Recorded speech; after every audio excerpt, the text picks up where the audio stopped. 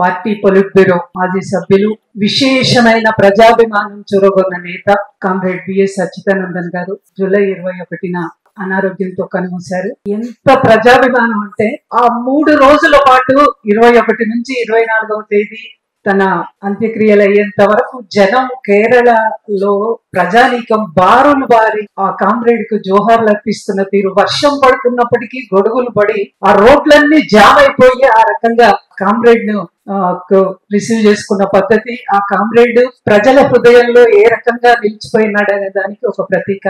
అట్లాగే మొత్తంగా ఇంతకుముందే మన వాళ్ళు పాటుపడ్డారు. పోరాట వారసత్వానికి ఖచ్చితంగా కామ్రేడ్ విఎస్ ఒక అద్భుతమైన సింబల్ గా ఈ రోజు మన కళ్ళ ముందు కనిపిస్తా ఉన్నాడు. ఎక్కడ తన జీవితం ప్రారంభమైంది, ఎటువంటి దాని నుంచి తాను ఒక కార్మికుడిగా ఇదయ్యి అనేక పోరాటాలు ఉద్యమాలకు నాయకత్వం వహిస్తూ ప్రజల హృదయాలను చూడగొంటూ ఎక్కడి వరకు ఎదిగారు అనేది మన కళ్ళ ముందు చాలా ఇదిగా విఎస్ గారి జీవితం కనిపిస్తా ఉంది. తన జీవిత ప్రస్థానం అంతా అడుగడుగున మనకు ఆదర్శమే. తను నిరాడంబర జీవితం కావచ్చు, ఎక్కడ రాజీపడని సిద్ధాంత, తన రాజకీయ వైఖరిలో ఎక్కడ రాజీపడని తత్వం కావచ్చు, ప్రజా పోరాటాలు ప్రజలతో మమేకమై వాళ్లతో వెన్నంటి ఉండడం కావచ్చు, అన్ని విషయాల్లో ఈ రోజు కామ్రేడ్ విఎస్ ఒక ప్రతీకగా మన ముందు నిలిచారు.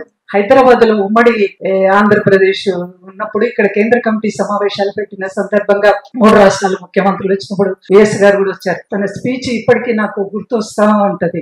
విఎస్ గారు, విఎస్ అచ్యుతానందన్ అనగానే అది కనిపిస్తూ ఉంటది కళ్ళ ముందు. ఎవరైనా గానీ మన జీవిత గమనం సాగుతున్న కొద్దికి ఒక్కసారి వెనక్కి తిరిగి చూసుకొని నా టైం అంతా ఇప్పటి వరకు గడిచిన సమయం సద్వినియోగమైందా, ఏ రకంగా ఉపయోగపడింది అనేది కనుక చూసుకుంటే 102 సంవత్సరాల కాలంలో జీవించారు కామ్రేడ్ విఎస్. ఆ శతాబ్ద కాలంలో పూర్తిగా ప్రజల కోసమే, ప్రజల హృదయాలలో నిలిచిపోయే పద్ధతుల్లో కామ్రేడ్ విఎస్ గారు నిలిచిపోయారు.